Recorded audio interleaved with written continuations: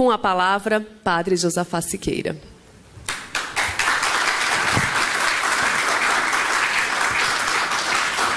Talvez aqui seja mais confortável. Sim. Se preferir, pode. Tá, depois eu mudo, né? Em primeiro lugar, um bom dia a todos e a todas. É sempre uma alegria retornar às terras gaúchas, né? Uma vez que na minha vida acadêmica, quando eu comecei a lecionar na PUC do Rio de Janeiro, eu tive o prazer de ficar entre os dois rios. Eu passava um semestre no Rio e outro semestre no Rio Grande do Sul, na Unicinos. De maneira que essa terra eu conheço bem, e talvez seja um dos estados da federação que eu conheço mais o interior, seja o Rio Grande, porque do período que eu passei aqui, tive a oportunidade de conhecer a diversidade geográfica, cultural, ecossistêmica do estado do Rio Grande do Sul. Então sempre é um prazer retornar a essa terra e dizer realmente que a alegria de estar aqui junto à DCE para poder proferir realmente essas breves reflexões sobre esta carta tão provocante e ao mesmo tempo tão necessária para os nossos dias, que encíclica Laudato Si. Então eu vou fazer simplesmente uma apresentação, né, dos pontos principais, ou seja, quais são os grandes desafios que a Laudato Si nos coloca realmente neste momento da nossa história. E quero parabenizar realmente a toda a organização, a presidência, agradecer muito o Padre Martim Lenz, que foi o mediador, né, que já me provocou vários meses atrás para poder proferir essa pequena palestra aqui para os senhores e as senhoras. E fiquei muito feliz com o tema luz, que ilumina a vida. Eu acho que é muito importante, porque eu acho que são luzes que nós necessitamos nesse momento da nossa história para iluminar os nossos caminhos e abrir perspectivas, né, futuras. E não tem dúvida que a Laudato Si é uma dessas luzes, uma luz que veio no momento certo, né? Ela veio exatamente no momento muito importante da história da humanidade, né? Eu vou comentar um pouco sobre isso, mas eu quero dizer que ela veio exatamente como esse documento importante da doutrina social da Igreja. É um documento importantíssimo que é muito original dentro do documento da doutrina social da Igreja, mas ao mesmo tempo um documento extremamente necessário, né, dado o seu caráter inspirador, né? E eu fiquei muito feliz, confesso aos senhores e às senhoras, quando saiu a encíclica, porque 2 anos atrás, quando o Papa Francisco esteve no Rio de Janeiro, na Jornada Mundial da Juventude, nós tivemos uma celebração da missa com ele, só um grupo de jesuítas, porque eu sou jesuíta, e um grupo de 10 jesuítas. Celebramos a missa com ele, depois, no final da missa, ficamos batendo um papozinho, e aí a gente foi descobrindo as duas dupla dimensão do Papa Francisco, que muito nos cativa, que é exatamente a docilidade e ao mesmo tempo a firmeza. Ele sabe onde quer chegar. Mas ao mesmo tempo aquela docilidade. E conversando ali, eu disse: santidade. O mundo científico, as organizações não governamentais, e eu que participo muito de vários movimentos aí em relação ao meio ambiente, todo mundo espera do senhor uma palavra importantíssima sobre essa questão grave que nós vivemos, que é a questão ambiental. Aí ele olhou assim, deu um sorriso e bateu aqui no meu ombro e disse: fique tranquilo que isso está sendo pensado, isso virá em tempo oportuno. E não deu outra coisa. 2 anos depois sai a encíclica. Eu escrevi depois uma carta pessoal a ele, agradecendo muito, porque eu acho que veio no momento certo, né? E então eu vou simplesmente fazer alguns comentários sobre a encíclica Laudato Si, né?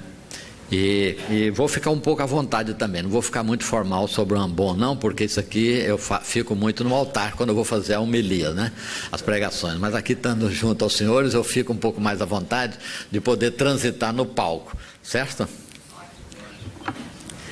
Muito bem.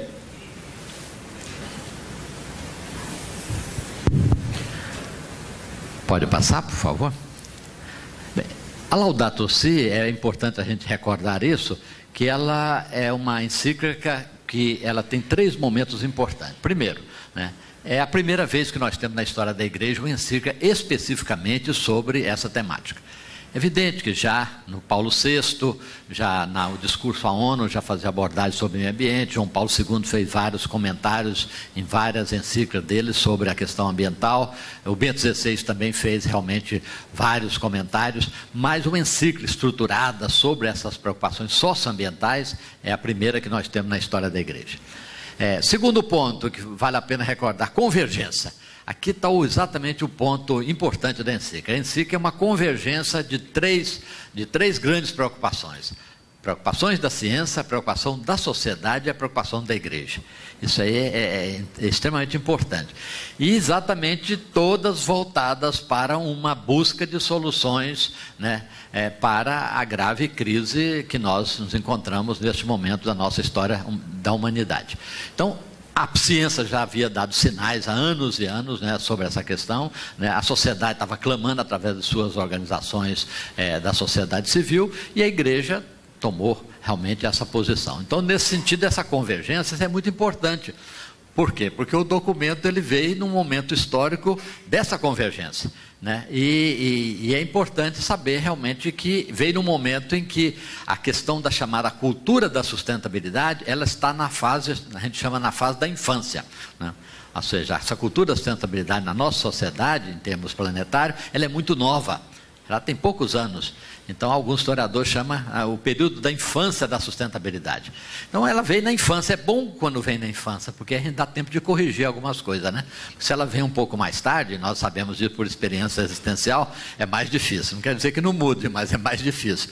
Mas vindo da infância, pode ajudar a inspirar a mudanças que são necessárias, né? Então, esse ponto, eu acho que é um ponto assim, extremamente importante.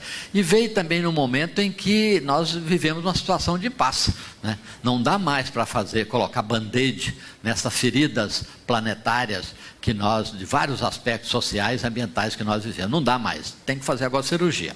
Não tem, então é o momento de fazer essa cirurgia.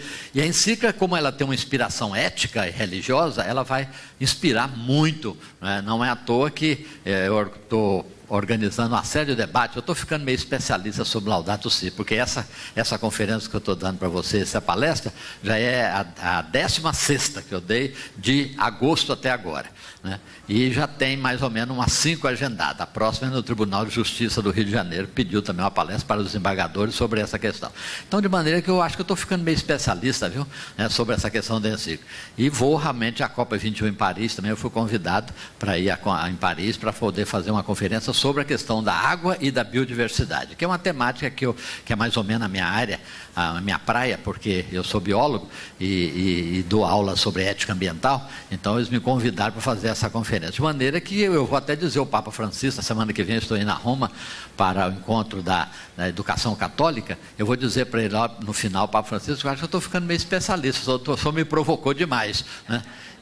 Mas é bom, eu acho que a Igreja tem que fazer presença no meio científico, no meio dos empresários, como os senhores e as senhoras, no meio da sociedade. Então, esse é um ponto importante. E por último, é a visão integradora. Eu acho que é a primeira vez que nós temos um documento que nos dá uma visão integradora entre os problemas sociais com os problemas ambientais, que o Papa chama de ecologia integral. Ecologia integral é exatamente aquilo que alguns pensadores, né, já vêm clamando há muitos anos sobre. Um deles é o Edgar Morin, né, sobre a necessidade de termos hoje uma visão mais sistêmica, ou uma visão mais holística, se quer usar essa palavra. Mas essa é uma dimensão importantíssima. Não dá mais para pensar de maneira fragmentada. Temos que pensar a vida planetária, né, de maneira articulada, de maneira sistêmica. Então, essa ecologia integral é o ponto forte do documento. Ou seja, é o resgate de uma visão, né, unitiva, mais sistêmica, que nós fomos perdendo ao longo da história. Pode passar? E aqui vem então os objetivos do documento, que é bom que fique claro isso no começo: atender, como diz o Papa, um apelo universal e planetário. Esse é um apelo, né, do planeta, não é um apelo de uma região ou de um país. Segundo lugar, unir a todos, crentes e não crentes, católicos de outras religiões. Ou seja, agora chegou o momento de dar os braços, as mãos, e saber conviver com as diferenças em função, né, dessa meta maior, que é refletir, dialogar e buscar soluções para a crise ecológica que vivemos. Isso realmente é o objetivo da encíclica. A encíclica é voltada, é a primeira vez que tem uma encíclica aberta, né? Aberta que não é simplesmente para o mundo católico. Ela se abre exatamente dado a complexidade, né, e a universalidade da questão. Então, esse ponto é um ponto, eu diria, novo, importante, né? É o que está unindo realmente as pessoas, as diferenças em função, né, deste grande apelo. Muito bem. Você podia depois diminuir talvez um pouco de luz aqui? Pode ser? Na frente, né? Isso, acho que ajudaria, não é? Melhorou? Bem, o documento também tem essa especificidade. Ele é um pouco diferente em relação a outros documentos da doutrina social da igreja, que começa dando uma fundamentação teológica. O Papa Francisco diz, não, primeira coisa é o seguinte, antes de fazer uma fundamentação teológica, vamos olhar a realidade, vamos ver a nossa realidade. A partir da nossa realidade, nós então vamos falar sobre o Evangelho da Criação. Mas primeiro vamos olhar a realidade, é o ver primeiro, né? Então, esse é um diferencial. E é o que ele chama de tomar consciência do que está acontecendo em nossa casa comum. Isso é importante porque são coisas que nós já conhecemos, não tem novidade nenhuma. Mas é importante tomar consciência. Tomar consciência realmente do que, né, esse grau de emissão, né, não pode permanecer, né, como está. E essa é uma coisa que nós temos que trabalhar muito. Eu acho que a COP21 vai ser extremamente importante, não dá mais para adiar essa questão, né? A questão da perda da biodiversidade também, eu vou comentar um pouco sobre isso, é um fator importante, né? A questão da crise hídrica é algo que nós estamos assistindo. Antigamente até a gente assistia em outras partes do mundo, agora nós estamos sentindo na pele, de maneira local, essa problemática. A problemática da qualidade de vida do meio urbano, né? A cultura do descarte, que ao mesmo tempo que descarta o humano, também descarta todo o produto da tecnologia, que nós não sabemos o que fazer isso, né? E por último, as diferenças, os contrastes ainda sociais que são muito grandes. Ou seja, no fundo, a encíclica quer exatamente nos trazer esse horizonte. Vamos tomar consciência que está aí. E não são coisas novas, não são coisas teóricas, são coisas muito práticas, visíveis aos nossos olhos, mas que faz parte dessa realidade. Então, esse primeiro ponto é muito importante. E aqui dentro desse ponto eu vou destacar alguns aspectos, né, de coisas mais preocupantes. O primeiro é a questão do aquecimento global, né? Embora o documento não é um documento feito para a questão do aquecimento global, mas o Papa chama atenção sobre isso, que é algo muito importante, né? E aí eu coloco exatamente as frases, né, fortes que estão na encíclica, né? A humanidade é chamada a tomar consciência da necessidade de mudar de estilo de vida. Tem que mudar, né? Esse estilo de vida, ele tem limite, e está chegando ao limite, então é necessário repensar. É necessário refletir um pouco sobre ele, né? A questão da produção, do consumo e no combate ao aquecimento global. E as causas humanas que o produzem e acentuam, né? Ou seja, aqui está um reconhecimento claro de que, né, é uma dimensão antropológica, a dimensão humana, que contribui para a questão do aquecimento global. O Papa, no fundo, né, ele está aderindo aqui à concepção de 80% dos cientistas que não afirmam que o aquecimento global está ligado a um fator mais antropológico, né? Nós tivemos 5 grandes picos na natureza de extinção, né? Mas em 4 deles não estávamos presentes, porque aconteceram em eras geológicas que a presença humana não estava. 2 no Paleoceno, 2 no Mesozoico, né? E uma, né, que está agora acontecendo, no chamado Antropoceno, que é o período nosso, porque os outros não estávamos presentes, porque nós surgimos no planeta Terra 2 milhões de anos atrás, a espécie humana, antes não estava. Então nós não temos responsabilidade do que, por causas naturais, são 4 picos de extinção, mas essa nós temos. Então esse sentido é muito importante, porque é uma responsabilidade nossa sobre o que está acontecendo, né? E, ao mesmo tempo, as mudanças climáticas é um problema global que implica fatores sociais, econômicos, distributivos, políticos, né? E que constitui, como diz o Papa, o principal desafio para a humanidade. Ou seja, aqui nós temos uma questão transversal, importantíssima, que é um grande desafio. E nós vamos ter que atacar isso, não dá mais para esperar, né? E as previsões não são muito animadoras, né? Mas eu acho que, quem sabe, a gente possa dar passos maiores em relação à COP21. porque não dá para estabelecer. Eu fiquei muito feliz quando eu vi as metas do governo brasileiro, né? Embora depois tenha que repensar um pouquinho se nós vamos chegar a isso, mas é uma coisa desafiante, né? Porque os Estados Unidos ficou entre 26 e 28, né? Até 2030 as emissões. Vai conseguir essa taxa, 16 a 18. Né? A comunidade europeia foi muito ousada, 40%. Né, de emissão. E o Brasil, na meta brasileira, é 37%.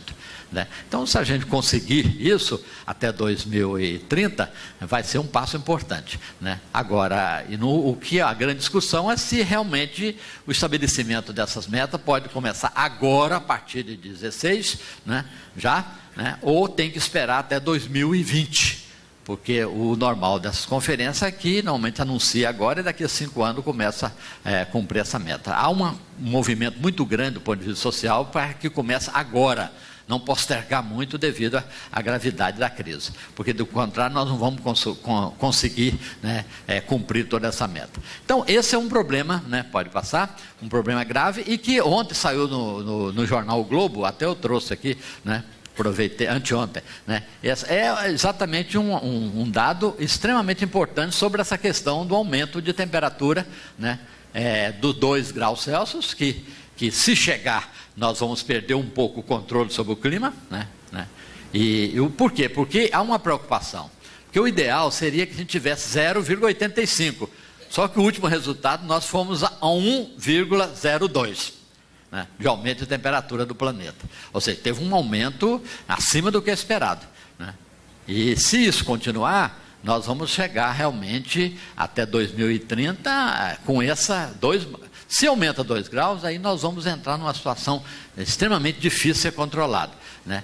E se realmente não tomar as medidas mitigatórias, né, e adaptativas que são necessárias, nós vamos chegar, talvez, seria dramático, final do século, com 4 graus Celsius. Aí sim, aí a gente não tem controle nenhum sobre isso. E aí nós vamos entrar nos países de risco, e o Brasil está entre o risco. Pode notar, está em vermelho aqui, né? Nós vamos entrar nesse período que, para futuras gerações, vão ser dramáticos. Né?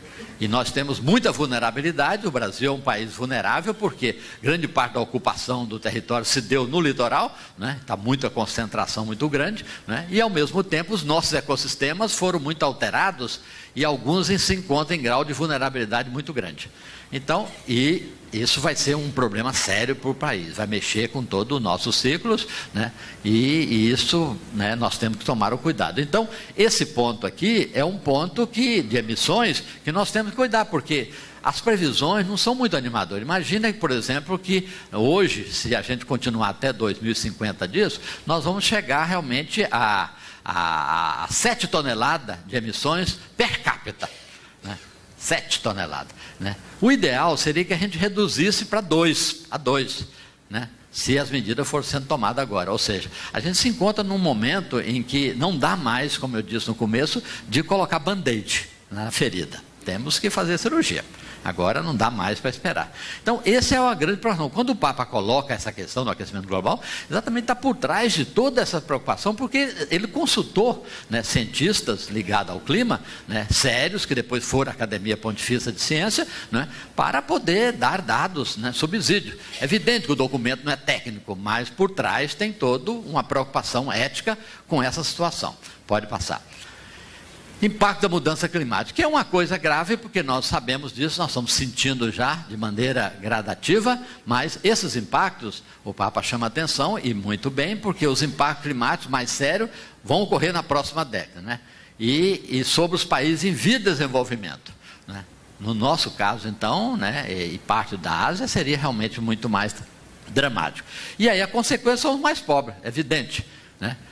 E a gente sabe muito bem disso, que a consequência, né, de grandes efeitos de mudanças climáticas ocorrerão sobre os mais pobres. E vai crescendo o número, né, sobretudo, que preocupa muito hoje as nações, né, e a igreja também, é o fato das chamadas refugiados ecológicos. Eu fiquei impressionado com o último dado que eu vi sobre a questão dos refugiados. É uma coisa impressionante. Hoje nós temos no mundo, né, cerca de 60 mil pessoas por dia que deslocam dos seus territórios por razões climáticas. Não é o caso da Síria, por razões políticas, não.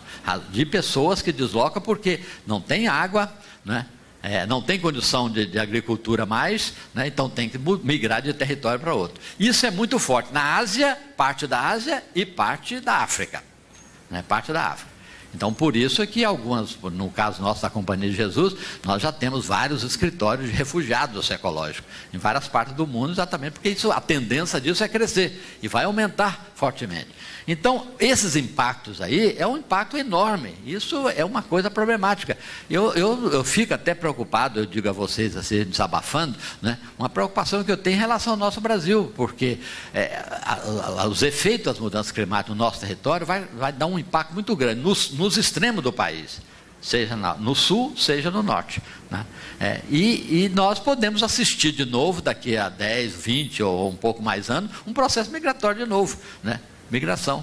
Né? Aquilo que ocorreu do Nordeste para a Amazônia, né, em outras épocas da nossa história republicana, pode ocorrer também, né, agora, mais por razões climáticas. Né? Deslocamento, né, de populações, né, ligadas a determinado território para outros territórios em função, né, dos impactos da mudança climática. Então é algo que realmente nos preocupa. Né? Pode passar? Outro aspecto que a encíclica Laudato Si chama a atenção é a cultura do descarte e do desperdício. Aqui é um grande desafio que nós temos, muito. Né? É como combater essa cultura do descarte. E o Papa aqui, quando trata isso, trata do ponto de vista do descarte humano e do descarte, né, do produto, né, que nós consumimos. Né? Ou seja, de coisas materiais. Então, o descarte humano, ele diz, o descarte humano são esses que normalmente, né, nós os descartamos, seja pela idade, seja porque não produz. Então, vai gerando uma espécie de uma cultura do descarte, que isso é muito grave. Né? Sobretudo no nosso país, que, né, vai aumentando determinadas populações devido à faixa etária, tudo isso, e nós temos que tomar o cuidado para não criar isso dentro da nossa cultura. E a cultura do desperdício, né? Ou seja, ele chama a atenção sobre isso, dizendo que as duas coisas estão ligadas, a cultura de descarte e do desperdício. Afeta tanto os seres humanos, excluídos, como as coisas que converte rapidamente em lixo. Ele chega até a dizer que a terra está ficando uma espécie de um lixão, um grande lixão. Né? Ou seja, os processos que nós temos hoje, reciclagem, reaproveitamento, ainda são muito pequenos, dado o desafio de descarte. Aliás, eu quero parabenizar a DCE, porque ao pegar a bolsazinha do evento, eu vi realmente que está na linha da sustentabilidade, né? Na linha da reciclagem. Parabéns. Eu acho que são pequenos gestos que nós temos que fazer isso mesmo. Né? E, aliás, na encíclica, uma das coisas bonitas é isso, o Papa apela para isso. Nós podemos mudar a grande coisa a partir, né, de coisas pequenas, a partir de pequenos gestos. Né? Então, essa cultura é muito grande. E aí eu fico pensando, por exemplo, a questão do papel, né, a questão dos alimentos. Né, é um desperdício de alimentos que nós temos na nossa cultura que é impressionante. Né? A gente aproveita muito pouco. Há culturas que reciclam muito mais material. O que nós desperdiçamos, por exemplo, em proteína, é uma coisa impressionante. Né? A gente aproveita muito pouco. Agora está voltando de novo uma cultura de aproveitamento desses materiais. Mas nós não aproveitamos grande parte. Né? Os legumes, os agrupamentos de amidos que nós temos, nós jogamos fora toda a parte de casca, que são a fonte de proteína, e aproveitamos o amido só. Né? Então é algo que nós temos que reverter isso e modificar. Né? Na PUC, por exemplo, eu já estabeleci como meta dos próximos anos, nós vamos reduzir do papel. E alguns departamentos estão fazendo isso. O Direito, por exemplo, que é um departamento grande, 1.700 alunos, já não produz nenhuma monografia escrita mais do papel. Tudo isso agora é via, né, pendrive ou CD, não tem mais cultura de papel. Né? A gente tem que reduzir isso. Né? Mas foi um trabalho, nós tivemos que fazer o departamento tomar consciência disso. Pega o seu lixo diário, vai acumulando, e toda semana coloca no Pelotis para que toda a comunidade acadêmica possa ver o que você está produzindo. Deram conta que era muita coisa, então vamos fazer as políticas de redução. Então eu acho que são gestos pequenos, né, que nós podemos, né? Eu estou agora tentando diminuir a cultura do excesso de copo plástico. Não quer dizer que não tenha copo plástico, mas que às vezes é excesso, é demais. Né? Então, estamos optando agora por para um aluno que fez uma tese, montou agora uma pequena empresa sobre a reciclagem, fazendo copo reciclagem com casca de mandioca, que é coisa que todo mundo joga fora, casca de mandioca, ninguém aproveita. Então ele abriu agora uma pequena empresa em Niterói e está fazendo os copozinhos, né? Até mandei colocar o brasão da universidade. Eu falei, vamos tentar criar uma cultura mudando, né, um pouco para tirar essa grande força do plástico. Não quer dizer que o plástico não seja importante, mas a gente tem que reduzir um pouco mais, né, porque ninguém não pode esperar daqui 30, 40 anos para reciclar isso. Tem que ser uma reciclagem numa escala de 2, 3 anos. Então, esse aspecto eu acho que tem um aspecto cultural nosso, muito forte, que aos poucos, e aquilo que o Papa chama a atenção, no meio dessa fartura, a gente tem uma cultura também de miséria, de pobreza, né? É o contraste que tem entre fartura e, ao mesmo tempo, miséria. Muito bem, pode passar? Essa questão é uma questão realmente importantíssima, né? E aí ele dedica uma parte, e é muito importante para a nossa reflexão cristã, sobre essa questão da cultura da água, né? A questão da política, da gestão, da exploração e da privatização do recurso, né? Isso é algo que eu não vou comentar sobre isso, mas esse é um assunto que merece uma discussão maior, né? A qualidade de vida de água para os pobres, que era a contaminação, nós melhoramos muito. Hoje nós temos no Brasil, segundo o dado da campanha da Fraternidade de 16, do próximo ano, mostra que nós temos já cerca de 80% já de água tratadas, né, que vem à população. Então esse índice melhorou muito, né, que isso aqui era muito pior há 30 anos atrás no Brasil. Mas é uma tendência que, né, ainda com o número de doenças que advêm de água contaminada, né, cólera, diarreias, é muito grande ainda no Brasil. Então isso precisa diminuir, né? E, ao mesmo tempo, a fonte de conflito. Não tem dúvida nenhuma que o conflito pela água é algo que intensifica. Intensifica porque hoje nós temos praticamente 35 países no globo que já vivem o chamado sistema de escassez, né? E isso, a tendência é isso ampliar. E no nosso caso brasileiro, então, nós que temos uma cultura da fartura, começamos a sentir que a coisa não é bem assim, né? Porque grande parte da grande concentração que nós temos, né, de água, né, 70%, segundo os dados, está na região norte do país, que tem uma população de 23 milhões de brasileiros só. Mas a grande concentração sul e sudeste, né, mais de 80 milhões, né, estão em situações muito mais dramáticas em relação à qualidade das bacias hidrográficas, etc. Então, essa é uma situação que nos preocupa, porque nós vamos viver com a mudança climática, né, o que nós estamos já assistindo, concentrações muito grandes de chuvas, né, pesadas, né, que em determinadas regiões concentram em determinada época e, ao mesmo tempo, em outras épocas, elas se tornam cada vez mais escassas.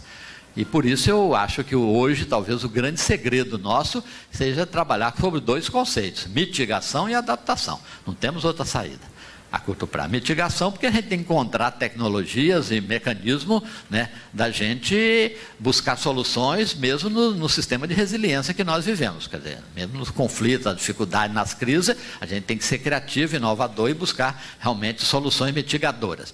Mas, ao mesmo tempo, tem coisas que supõem adaptação também. Nós vamos ter que adaptar com um planeta mais quente, né, com determinados hábitos e costumes nossos de fartura, que nós vamos ter que segurar um pouco mais. E a água, sem dúvida, é uma delas, né? Nós somos muito acostumados com o excesso demais, né? Seja quando vamos barbear, seja quando vamos lavar os cabelos, escovar os dentes, seja porque gostamos de cantar um samba, uma ópera debaixo do chuveiro, e aí o tempo, né, vai embora, seja porque nós temos o hábito de ficar lavando o carro com água tratada, né, e gastando 500 litros de água por dia, né, para lavar um carro. Quer dizer, não tem mais cabimento hoje, a gente tem que repensar tudo isso, porque não dá mais. E o Brasil, né, você sabe que o Brasil é campeão em termos de desperdício, né? Se você pega o mapa do desperdício, que está no livro do professor Tundiz, sobre a escassez de água no Brasil, que é um especialista sobre isso, ele diz que o Brasil está dentro dos países, né, realmente, né, de escassez, né? E dentro dos estados brasileiros, o campeão é o Rio de Janeiro, né? É o Rio de Janeiro, ou seja, 30% da água tratada é desperdiçada. E aí o problema é o problema de gestão, o problema é gestão, grande parte é gestão, né? No Rio a gente tem muito forte isso, porque o que a gente tem de sucesso numa companhia de limpeza, que é a Conlurb, que é um modelo, nós temos exatamente de retrocessos e coisas na companhia que faz a gestão da água, que chama SEDAI. Não estou fazendo nenhuma acusação ao SEDAI, não, mas a gente sente a cada dia, né? Fica a água desperdiçando uma semana, 15 dias, água correndo nas ruas, água tratada, no momento que a gente está vivendo um momento de crise hídrica. Então é problema de gestão, sem dúvida. Mas esse é um problema. E a privatização do recurso, que é um problema também, porque essa é a discussão, como é que pode privatizar um bem de caráter universal, né? E todos nós sabemos disso, né?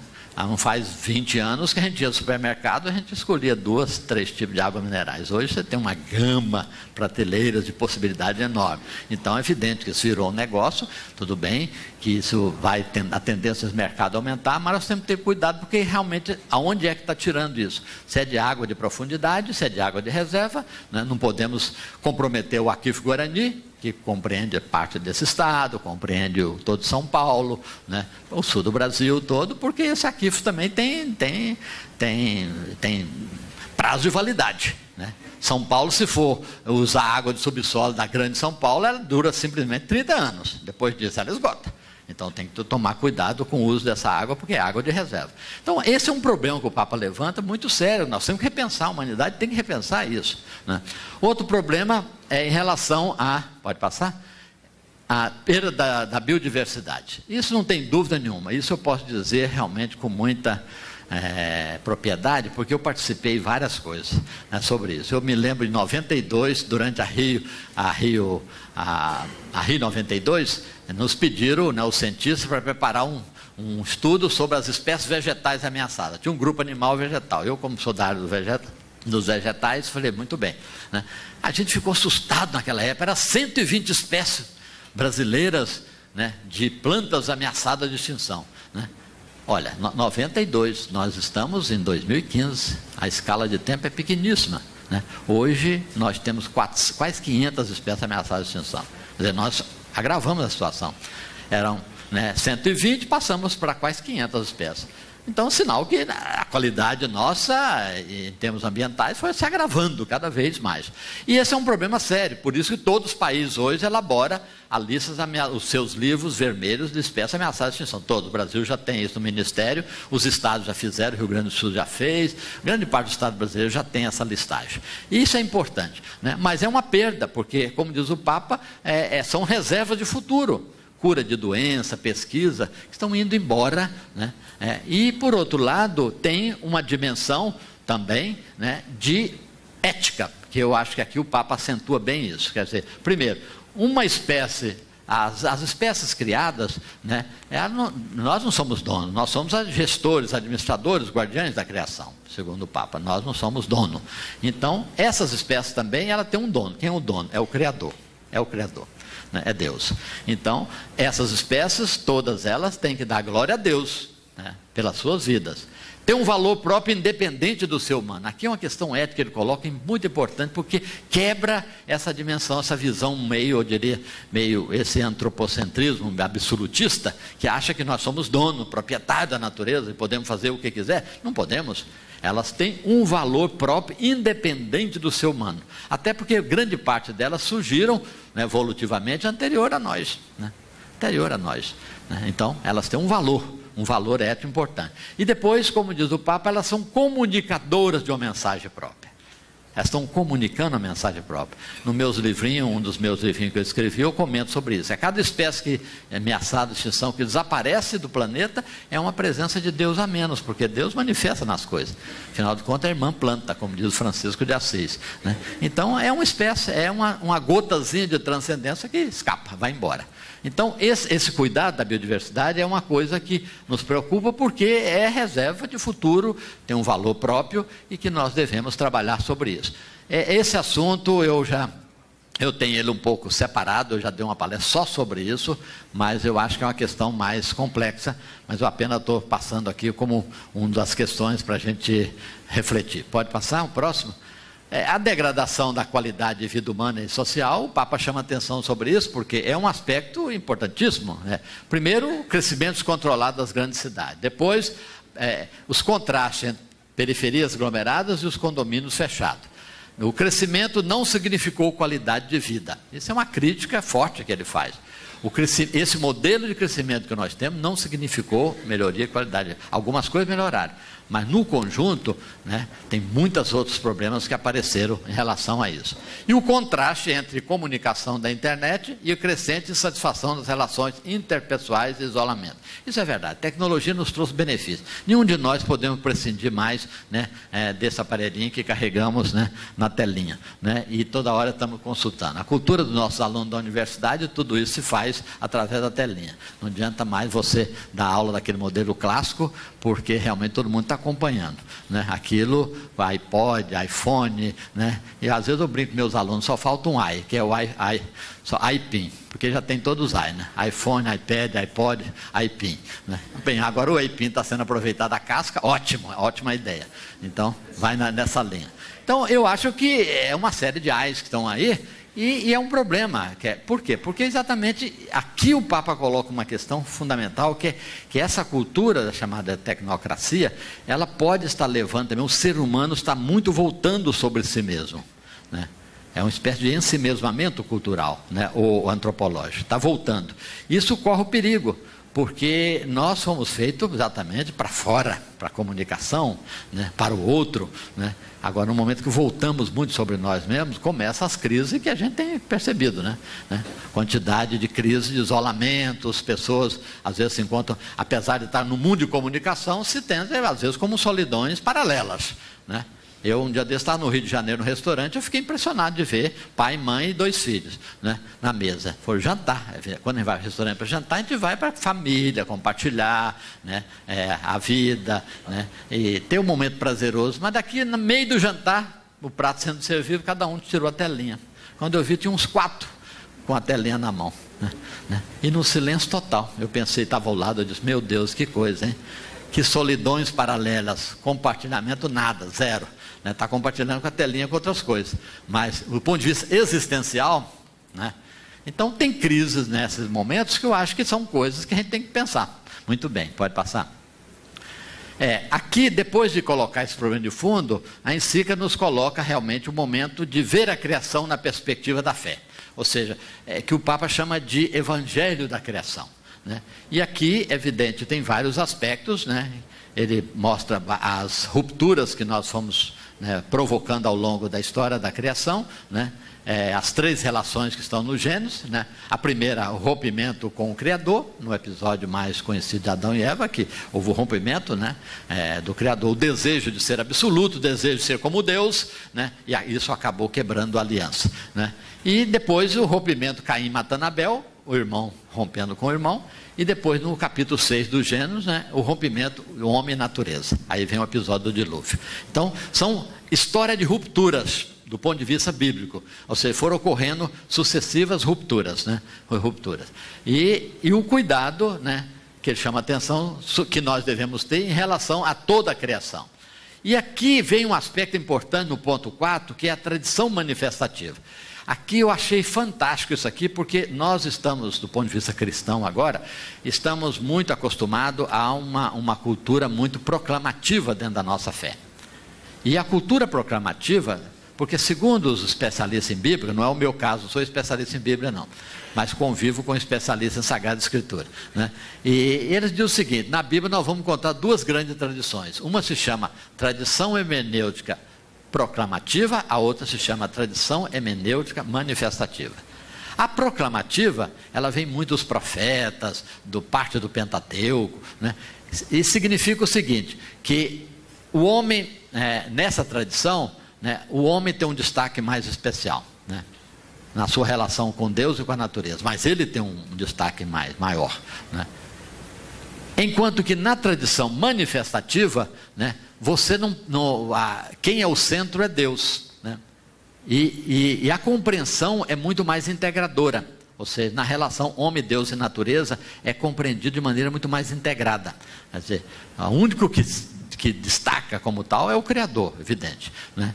Então, daí a importância, né, de que realmente neste momento que nós estamos vivendo, essa tradição talvez seja mais importante, que estão nos Salmos e nos Sapienciais. Por quê? Porque elas nos dão uma visão, essa tradição nos dá uma visão de integração entre homem, Deus e natureza, né? E não um destaque especial demais para a questão antropológica. Então eu acho que talvez aí o Papa chama atenção sobre isso, que eu acho que é muito importante, né? E a paternidade comum, porque afinal, como diz Francisco de Assis, se nós somos irmão sol, irmão lua, irmão planta, é porque nós temos um pai comum. Então a paternidade comum, isso é muito importante. E a natureza como, a criação como bem coletivo, bem coletivo. Depois, é evidente, ele fala sobre o olhar de Jesus com a harmonia com a criação. Jesus foi o que conseguiu ter essa visão integradora. E aí, na sabedoria das parábolas, nós vamos encontrar isso, né? Como, né, a visão homem, Deus e natureza, ela se encontra muito integrada, né, nas parábolas de Jesus, né? Pode passar? Bem, as leituras hermenêuticas, aquilo que eu disse, né, aqui é um ponto importante, porque há uma confusão muito grande quando fala negócio da natureza, e o Papa faz questão de separar, né? É dizer que na nossa tradição judaica cristã, dizer criação é muito mais do que dizer natureza, né? Porque a criação tem um projeto de amor de Deus, tem um Criador, tem um valor significativo, né? Eu digo isso porque às vezes o conceito de natureza ele é usado de várias formas aí, e a gente pode diluir um pouco isso. Não, a criação é um conceito muito mais forte do que só de natureza. Criação significa o conjunto todo, não é simplesmente plantas, animais e ecossistema, né? Isso é importante também, mas não é só isso, é o conjunto, né? Então, nesse sentido, essa conceito de criação, para nós cristãos, né, é muito importante, né? E aqui ele diz, se é verdade que nós interpretamos de forma, às vezes, unilateral, chegou o momento da gente poder repensar isso. Aqui que eu digo que está a tradição manifestativa, em que é um momento muito forte. Temos que pensar agora uma dimensão muito mais, né, mais relacional, mais sistêmica, né? Não dá mais para pensar de maneira fragmentada. Pode passar? E aqui, o terceiro ponto que chama atenção na encíclica é o seguinte: vamos ver quais são as raízes, né, humanas dessa crise. Vamos olhar para nós mesmos e quais são as raízes humanas dessa crise.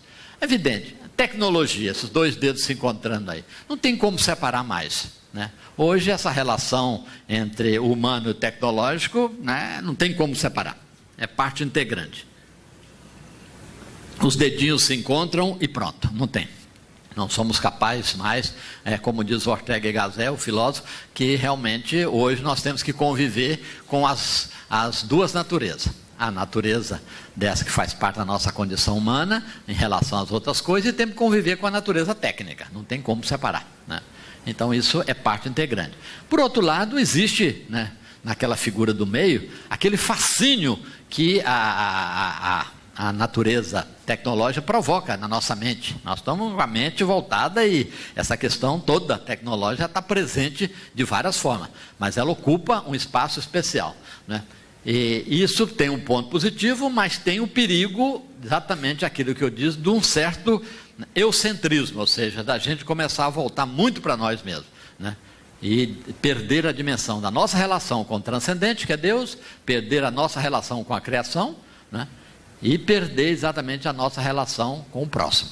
Então, esse é um ponto, né, que essa cultura tecnológica tem que tomar o cuidado, porque ela é muito nova ainda na história da humanidade, mas a gente tem que ficar de antena ligada para evitar realmente o fechamento.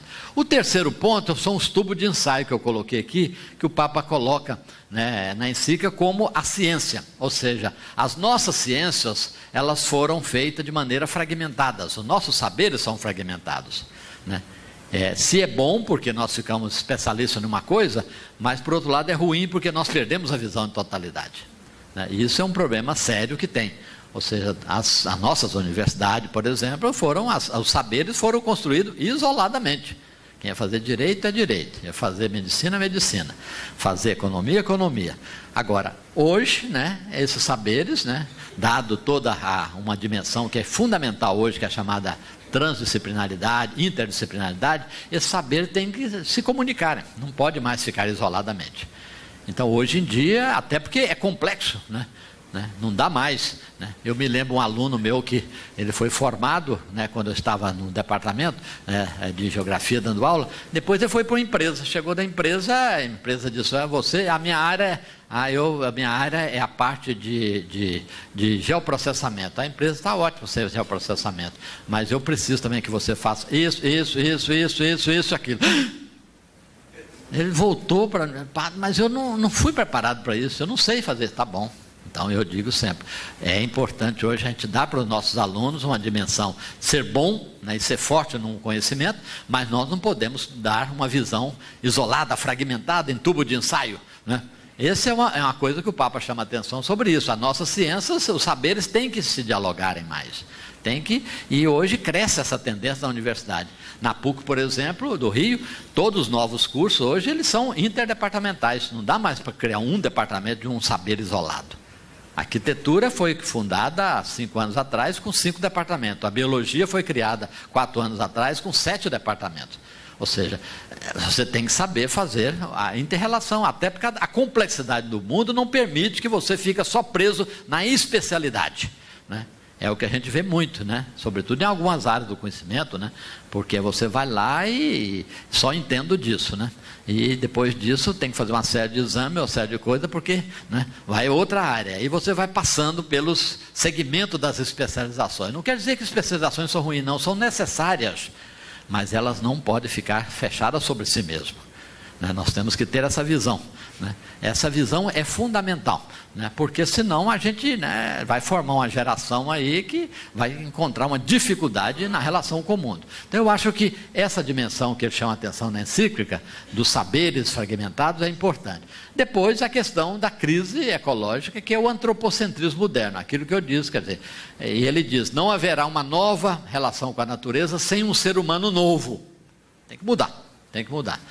Não há ecologia sem uma adequada antropologia. Então, essas relações são intrínsecas e muito importantes, né? E depois eu, você e outros. Eu coloquei isso como mais uma dimensão simbólica para lembrar isso. Quer dizer, a impressão que eu tenho é que, se a gente não tomar cuidado, nós vamos ficar uma cultura muito eocêntrica, muito eu. A relação com o outro, com a alteridade, vai diminuindo, e com os outros mais baixa ainda, mais dificultosa. Então, essa relação aí, eu acho que hoje nós temos que repensar, porque isso é uma causa da crise que nós vivemos. É uma crise antropológica. Por isso, alguns autores costumam dizer: na natureza não tem crise, não. A crise é nossa, antropológica.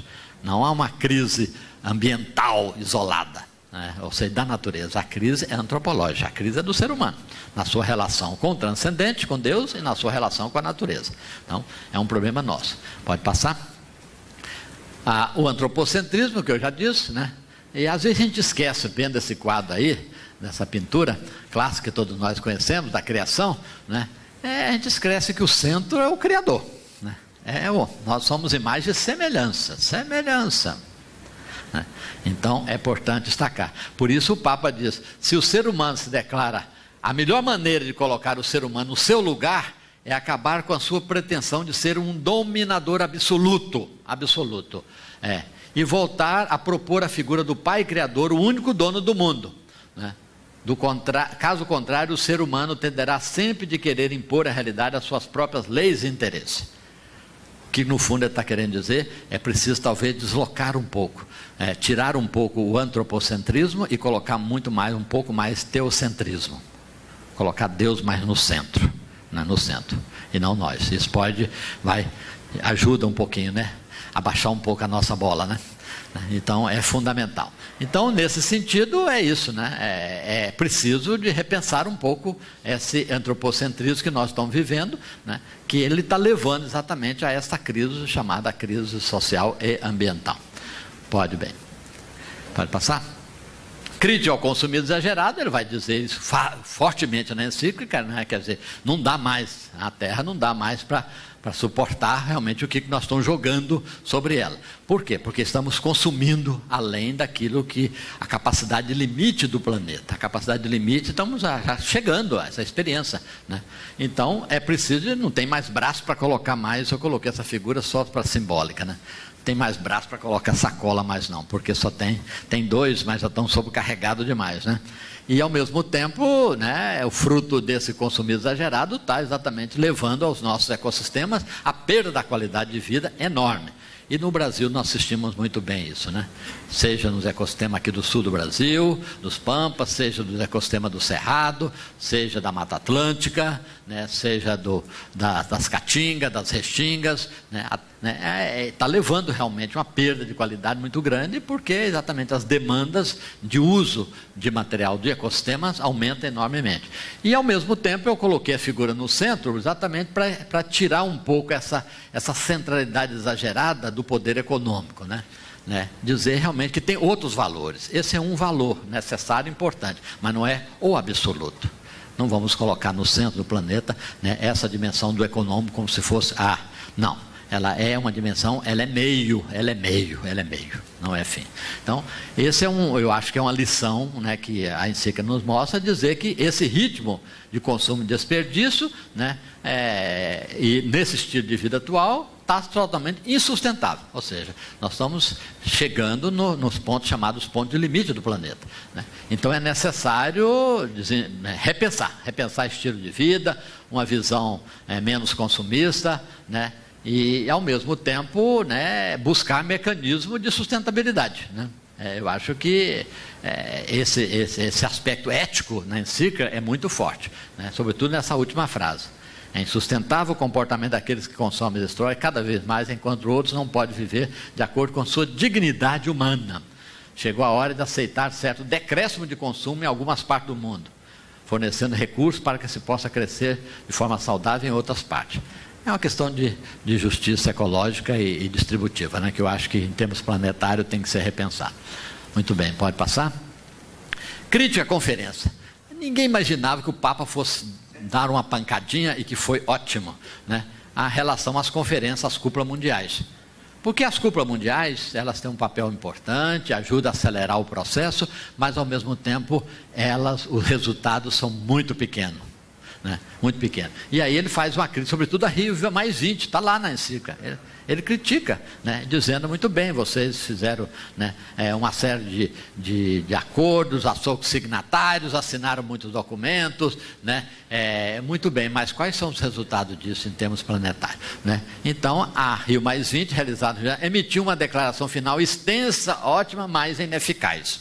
Olha, aí radicalidade, né, dele, mas eu acho que a ministra Isabela me disse uma vez que não gostou muito dessa frase. Não, claro, a ministra de Estado, né, não vai gostar de uma frase dessa, né?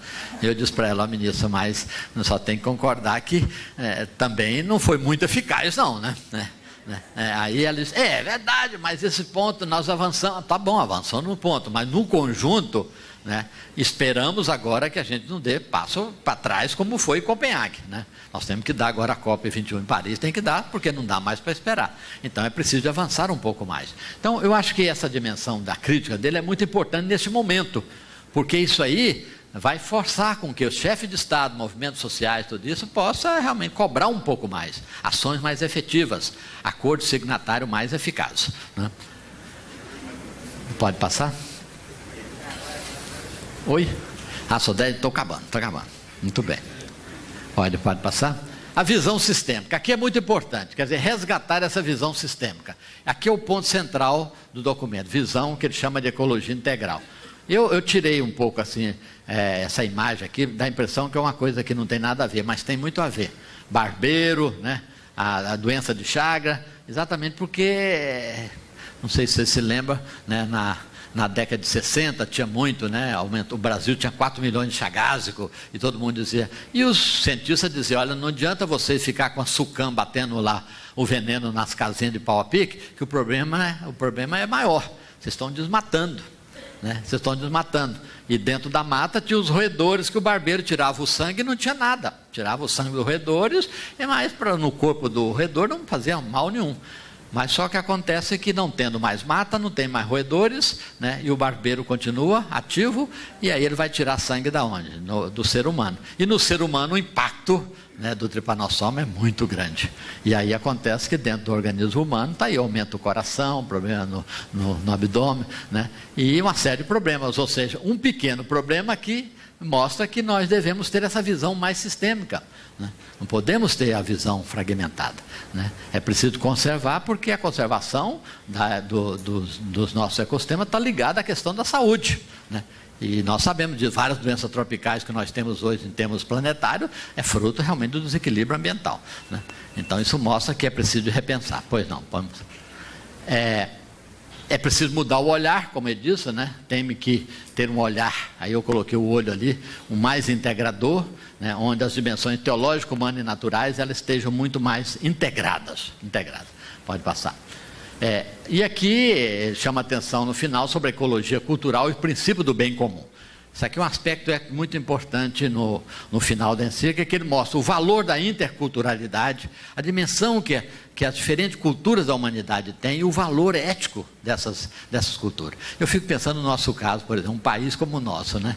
Tem 180 línguas faladas, segundo os antropólogos, né? Embora tenha a língua nacional nossa, mas além da língua nacional tem 179, né? Ou seja, isso é um valor cultural enorme de um país, né? Então, essa interculturalidade é fundamental, é de ser preservada, porque faz parte da história da humanidade. Faz parte da história da humanidade. Saber conviver com essa diferença, preservá-las, aceitá-las e valorizá-las, né? Vai falar sobre a questão dos direitos humanos, que é um aspecto importantíssimo, a questão da família como centro, né, fundamental, a família como centro importantíssimo, é um valor, né, que vários documentos da igreja, da doutrina social têm afirmado. A questão da cultura da paz, que nós precisamos de criar uma cultura da paz, né? A melhor coisa é criar uma cultura da paz. Como diz Jesus, eu vos deixo a paz, eu vos dou a minha paz. É um ensinamento de Jesus que nos manda criar essa cultura da paz. Então, esse é fundamental. E no meio está exatamente a pizza distribuída para dizer que é um problema, né, de justiça distributiva, né? Nós vamos trabalhar mais nessa questão de justiça distributiva, né, em relação às questões antropológicas e ambientais. Pode passar? Fala da questão da justiça intergeracional, ou seja, a terra que recebemos pertence também àqueles que hão de vir. É um empréstimo, diz o Papa, que cada geração recebe e deve transmitir às gerações futuras. Isso é empréstimo.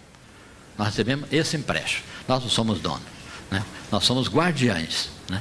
Então, e temos que pensar que mundo que nós queremos deixar para nossas crianças, as que estão nascendo e as que vão nascer ainda. Então, essa chamada justiça intergeracional é um ponto importantíssimo dentro da encíclica, né? Que eu acho que a gente tem que pensar isso mesmo, né? Tem que quebrar esse chamado de egoísmo, né, geracional de uma geração como tal e pensar nas gerações futuras, né? Muito bem, pode passar. Linhas de política de ação local, vai chamar atenção sobre alguns aspectos das políticas, né? Seja ela no nível de nações, seja ela no nível locais. A dimensão das cooperações, organizações comunitárias, interesses de pequeno produtor, salvaguardar a depredação dos ecossistemas locais, etc.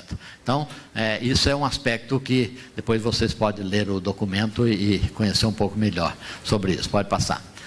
Linha de orientações de ação vai fazer um elogio muito grande à ciência e aos técnicos, né?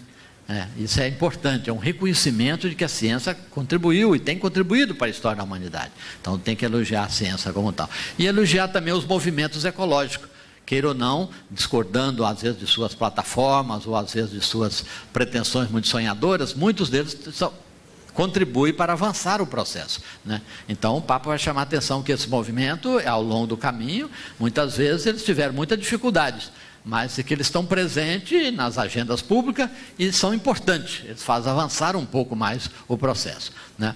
Pode passar. Diálogo com a ciência é fundamental, né? É indispensável manter esse diálogo entre fé e ciência, né?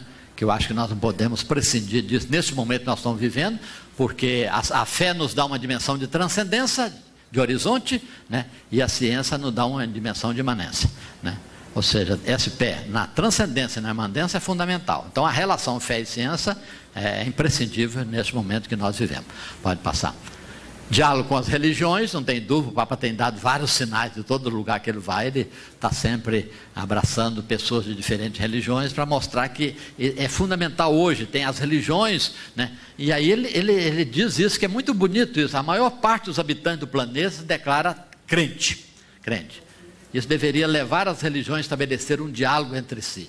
O cuidado com a natureza, a defesa dos pobres, a construção de uma trama de respeito e fraternidade. Então, esse diálogo, eu acho que nós não podemos prescindir disso, né? É fundamental hoje, eu acho que o Brasil está crescendo muito, a CNBB tem feito vários esforços, as universidades estão trabalhando muito nesse, nós acabamos até de fazer na PUC do Rio, vários departamentos, uma cartilha de preservação das religiões afro-brasileiras, porque o aumento das seitas, né, em alguns lugares, estão destruindo todas as tradições das regiões afro no Brasil, né, que eles consideram meio satânica e coisa assim, né, porque às vezes vê mais demônio do que graça, então elimina tudo isso, e aí tem que preservar.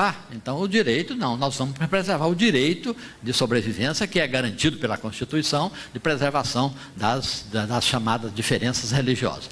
Pode passar. A educação ambiental, aqui é um ponto forte, eu acho que é um ponto importantíssimo, porque isso vale para a universidade, vale para a empresa, vale para a sociedade como um todo. Temos que apoiar, desenvolver mais métodos de educação ambiental. Não tem como, né, prescindir disso. Todos nós sabemos disso, mas... E aqui o Papa entra em detalhe de coisas pequenas. Como evitar, não eliminar, evitar o uso, às vezes, de papel e plástico, ou seja, reduzir um pouco mais, né? Reduzir o consumo de água, diferenciar o lixo, tratar com cuidado os seres vivos. Olha as expressões fortes do ponto de vista ético, né? Fazer as caronas compartilhadas e plantar árvores, apagar as luzes desnecessárias. É hábito que nós temos que tomar dentro da empresa, dentro da universidade, porque realmente é um descuido total, né? Porque o ser humano está muito voltado para si mesmo, não está preocupado com o entorno, preocupado com o outro. Então, sai do lugar, deixa o ar-condicionado, não apaga as luzes, e temos que plantar árvore. Aqui é um ponto importante. Na Diocese do Rio de Janeiro, eu organizei com o senhor cardeal uma campanha em todas as foranias, todas as paróquias, para a gente plantar mais árvores nos espaços. Por quê? Porque as aves são importantíssimas, né? O reino vegetal é produtor e consumidor, nós do reino animal só somos consumidores. E quem faz a fotossíntese são as aves. Então tem que plantar.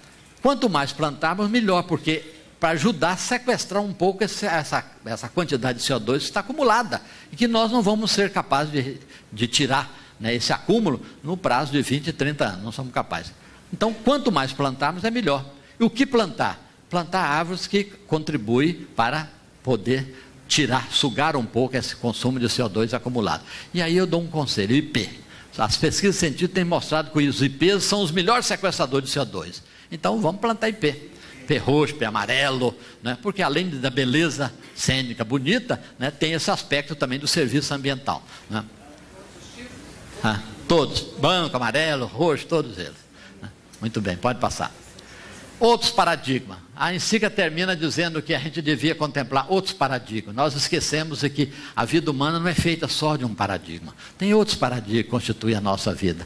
Então, primeiro, voltar a uma certa simplicidade de vida, como diz o Papa. Saborear coisas pequenas, valorizar as coisas pequenas, né? Agradecer as possibilidades que a vida nos oferece, sem apegarmos exagerado no que temos e entristecermos por aquilo que não possuímos. Isso é uma coisa importantíssima, né, que eu acho que vale para todos nós. E, ao mesmo tempo, contemplar outras coisas. Eu trouxe aqui a frase do poeta Rubem Alves, não vou ler agora pelo tempo, mas saber apreciar todos os nossos cantores também, porque às vezes a racionalidade da música, da poesia, de uma boa leitura, nos espiritualiza, nos humaniza mais. Então nós temos que também dar prioridade a isso na nossa vida. Então, né, saber realmente buscar outra racionalidade, né? Porque o que acontece é que a gente está muito voltado sobre um. E estatisticamente nós estamos, ou existencialmente, estamos um pouco errados. Pode passar. O último é esse aqui, né? É a conversão ecológica, que o Papa chama atenção nesse. É preciso de repensar. A crise ecológica é um apelo a uma profunda conversão interior, pessoal e comunitária. É como esse símbolo dos dois caminhos. Põe a mão na cabeça. Esse caminho não está dando certo? Tem outro caminho a seguir, né? Chegou o momento da gente optar, né? Fazer o discernimento, como diz na espiritualidade de Santo Inácio, do jesuíta. Discernir, né? Discernir é importante. O caminho que nós estamos tomando não está dando certo em termos de sustentabilidade, tem outra possibilidade que Deus está nos dando. Vamos repensar, põe a mão na cabeça, pensa, né? E ao mesmo tempo saber unir essas duas coisas que faz parte da nossa vida, coração e razão. Patos e logos, como diz o grego, razão e sensibilidade. Temos que saber unir, estão muito separados, né?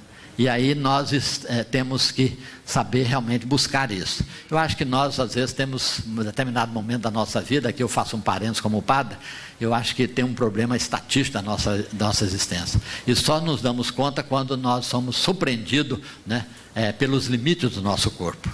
Eu visitei um jovem na PUC, fiz o casamento dele, batizei o primeiro filho, né, com 30 e poucos anos teve um infarto fulminante, né, quase morreu. Aí visitando, né, e eu perguntei para ele, puxa, mas o que aconteceu? Ele simplesmente me disse, padre, foi um problema estatístico. Eu disse, problema estatístico? Não entendi bem, problema estatístico? Estava tudo errado. A minha estatística existencial estava errada. Eu estava dando 80% para o meu trabalho, sobrava 20% só para aspecto mais lúdico da existência, família, filhos, boa leitura, sobrava só 20%. Então o problema estatístico estava errado. Ou seja, o coração não estava realmente de acordo com a razão, não estava. Então é preciso unir isso. Eu acho que nós vivemos um momento agora, preciso saber unir razão e sensibilidade, coração e mente, porque o grande problema está aí. Até porque, como diz Santo Inácio, e com isso eu termino, que nós temos que tomar decisões na vida. E quando nós temos que tomar decisões na vida, a razão tem que estar de acordo com o coração, porque do contrário nós erramos. Porque muitas vezes nós empolgamos demais do ponto de vista afetivo, dizendo, não é por aí, mas não pensamos racionalmente às vezes, né?